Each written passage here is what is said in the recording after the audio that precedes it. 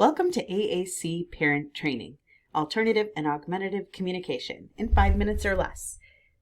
This time we'll be talking about language in general. My name is Sarah Bass. I'm a speech pathologist and an assistive technology coordinator for Southwest Cooperative Cooperative. To activate closed captions on this video, click the CC button at the bottom of your screen. It takes a newborn baby a year to get some single words out. When we place a device in front of a student, they have more understanding than a newborn, but they don't necessarily have the experience with communicating that others their age may have. This is frustrating and awesome.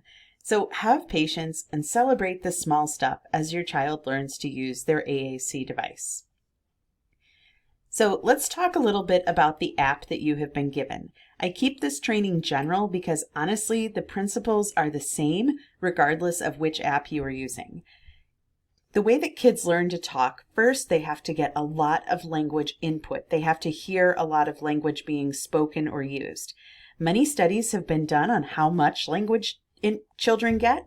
By 18 months, it's about 4,300 hours of listening.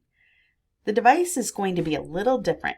Most kids pick up the device much quicker, though the difficulty for these students is that they don't often see anyone speaking using a device, which is now their language.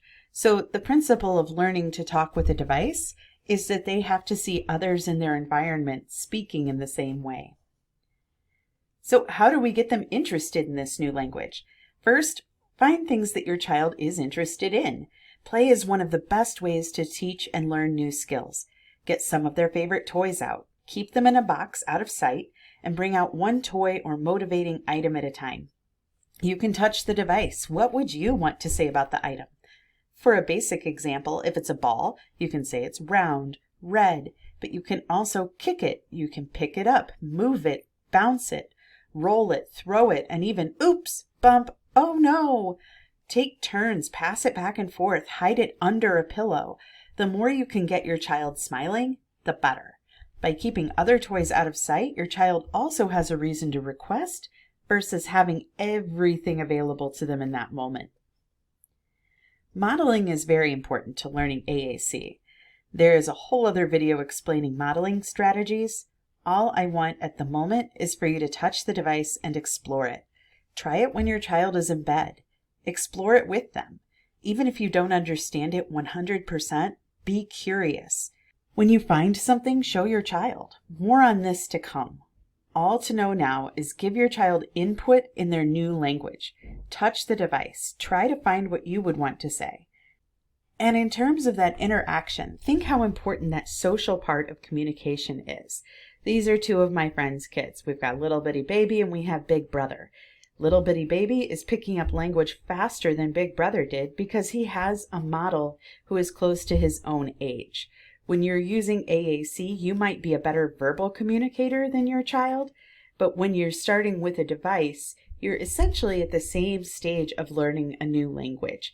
So it's important to show your child how you might problem solve, how you might clear out, go back, and make sure that you're narrating or explaining to them how you're fixing your communication. This will help your child become a better communicator and you to be a great communication partner. Another strategy, now this might sound a little mean, but it's one of the best ways to help your child initiate communication. We do this without meaning to when our kids are very little, but now we have to be a little more conscious about it. Sabotage is basically not giving your child everything they need to complete a task. It may be only giving them 2 colors of crayons, so they have to request more. It could be giving them water, so they ask for juice. It's a fine line to walk. I will casually set up a situation like this. Sometimes my child will do what I wanted them to, initiate communication, and sometimes they get mad, which was not my goal. At that point, I will model apologizing. Oh no, I gave you water, not juice. On your device, I can see right here, juice. Let me know next time. I'll get some juice for you right now. It's not meant to be a bad experience. It's meant to be a reason to talk. So a special thank you to some of my friends who let me use their children's pictures in this presentation. If you have any questions, please reach out to your speech language pathologist, and cooperative members have access to my services as well.